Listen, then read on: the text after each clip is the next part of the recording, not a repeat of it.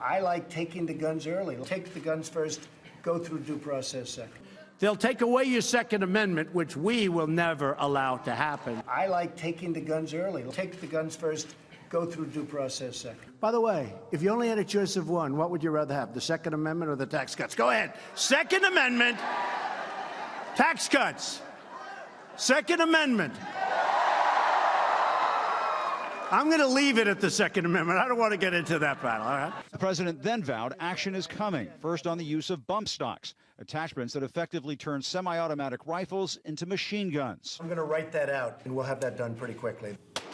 Mr. Trump then reaffirmed his interest in raising the age limit to 21 for purchasing some firearms, after some waffling from the White House on the issue. I think it's something you have to think about. Would you sign that? So I'll tell you what, I'm going to give it a lot of consideration. Also on the table was the influence of the National Rifle Association, the powerful gun lobby closely tied to the president.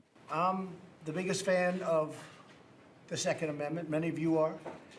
I'm a big fan of the NRA, but I had lunch with them, with Wayne and Chris and David on Sunday, and said, it's time.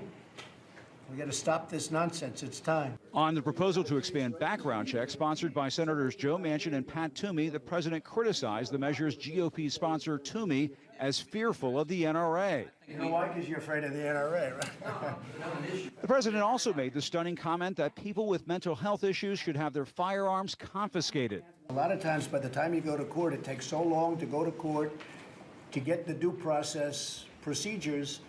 I like taking the guns early. Take the guns first, go through due process second. They'll take away your Second Amendment, which we will never allow to happen. We have to look at the internet because a lot of bad things are happening to young kids and young minds, and their minds are being formed. And we have to do something about maybe what they're seeing and how they're seeing it, and also video games. I'm hearing more and more people say the level of violence on video games is really shaping young people's thoughts. And then you go the further step, and that's the movie.